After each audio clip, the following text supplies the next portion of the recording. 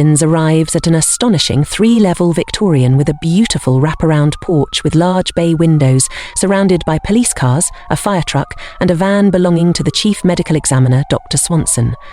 Detective Henchins hastily parks his vehicle and rushes up the front steps towards the front door. "You can't go into there," yells an officer standing at the top of the steps blocking the front door. Another officer joins him. "Detective, this is a crime scene. We cannot allow you to enter." "What? Why can't I enter? This is my home. Where is my wife? Where is Victoria?" Detective Henchins tries to push past the 2 officers blocking the doorway, but their sturdy bodies won't move. They push back and repeat, "Detective, this is a crime scene. We're sorry, but we cannot allow you to enter." Detective Henchins begins to yell his wife's name through the door and over the shoulders of the officers. "Victoria! Victoria!" There's no answer. Detective Henchins backs away and rushes to the nearest bay window. "Victoria! Victoria!"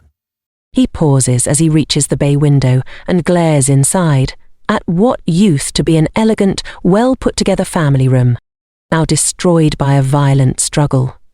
Couches overturned, an antique vase broken into pieces lies on the floor, and blood splatter all over the walls. TV, and even specks of blood plagued the window he now relentlessly peered through. He rushes back to the front door, trying his hardest to push past the 2 officers. "Victoria! What happened to my wife? Did something happen to my wife? Victoria!" Detective Henchins continued to shout. "You 2 step aside." A booming voice shouted from behind the 2 officers as Detective Weissman, 6'3", husky-build frame, stepped through the front door to help further restrain Detective Henchins. Gregory, stop. Calm down, Gregory," shouts Detective Weissman. "John, what is going on? Why can't I enter? Where is Victoria?" shouts Detective Henchins. "Gregory, we cannot let you enter an active crime scene," shouts Detective Weissman as he continues restraining Detective Henchins. Detective Henchins suddenly stops resisting, recomposes himself, and with a dead stare looks Detective Weissman in his eyes and asks, "John, what happened? Where is Victoria?" Detective Weissman, now thrown off guard by the now tranquil presence of Detective Henchins, lowers his head and tells him, "Victoria is dead." Detective Gregory Henchins collapses backwards and falls down, all 5 porch steps landing on the back of his head. He doesn't move. Detective Weissman turns to the officers who were previously guarding the door and yells, "Call an ambulance and go inside and alert Dr. Swanson. We need assistance here immediately." Detective Henchins awakes lying on a gurney placed inside an ambulance. He rushes to sit up, now aware of the words of Detective Weissman. The paramedic sitting beside him pushes him back down. "Don't move. You may have fractured your skull. We're almost at the hospital." "Hospital? No. My wife, Victoria, is dead. I must find out what happened to her." Sobbingly, shouts the detective. But the paramedic ignores, repositioning the brace around the detective's neck. "And you will after you're treated at the hospital?" "I don't want to go to the hospital. I want to find out who killed my wife." He angrily tries to sit up again, but this time he feels a sharp pain from the back of his head and down his neck to his lower back. He groans in agony. "Don't move again. You will make your injuries worse, which will cause you to stay in the hospital longer. We're now 5 minutes away." Detective Henchins blacks out.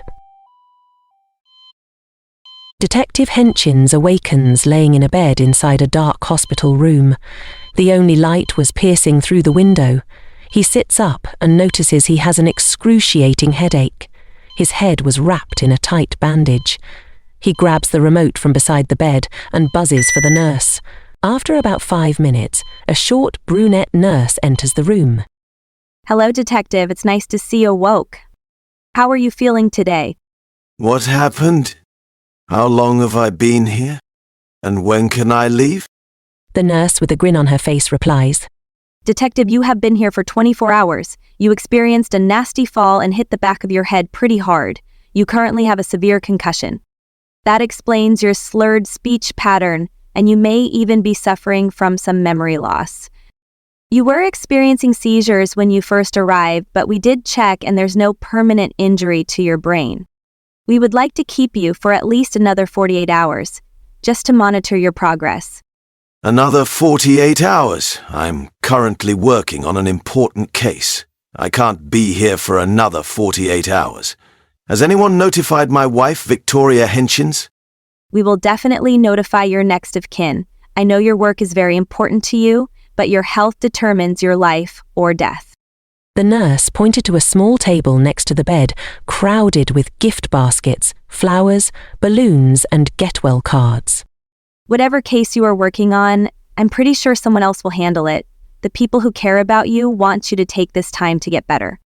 Fully sitting up without support, Detective Henshins begins to argue, but before he can say anything, he again feels a sharp pain in the back of his head, intensifying each time he tries to move his neck. He groans and lays back down. The nurse notices the detective's pain and walks closer to the bed, reaching for the IV. It looks like you're out of medication. Give me a moment, I'll get you some more. The nurse quickly leaves the room and re-enters in less than 2 minutes with a syringe and small vial of a liquid clear substance. She then sticks the needle inside the vial, fills the syringe with the liquid, and ejected the substance into the IV, leading into the detective's arm. Within a few minutes, the pain the detective was experiencing fades. Thank you, nurse. How long will I experience this pain? It's best for the doctor to give you that information. From my experience of treating other patients with this injury, it can last for up to 2 weeks. 2 weeks? Yes, but everyone is different. Your doctor will come to see you shortly. In the meantime, I'll move your gifts closer to you in case you want to see them. The nurse presses the buttons on the side of the bed, causing the upper part of the bed to rise, lifting the detective into a sitting position. She then slides the table next to the bed so the detective could easily reach each item. There you go. And if you need me, I'm just a buzz away. I'll be here until at least 8 p.m. tonight. The detective looked at the clock hanging on the wall to the right. It was only 1 p.m. Thank you, nurse. The detective pauses, noticing he never received the nurse's name. Nurse Patty. You can call me Nurse Patty. Thank you, Nurse Patty. You can call me Gregory. No problem, Gregory. The nurse turns and leaves out of the room.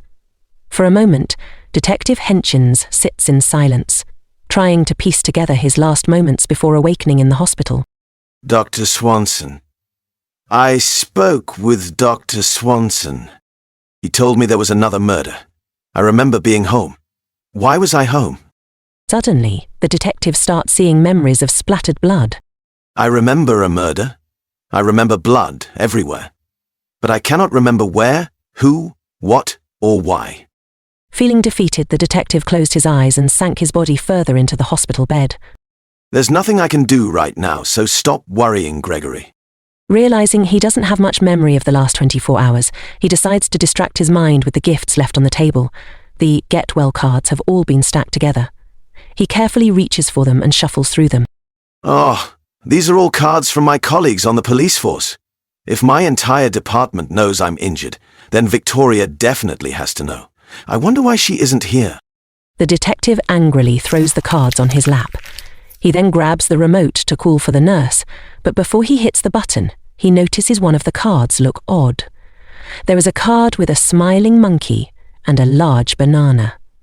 He opens the card and notices the original message has been whited out.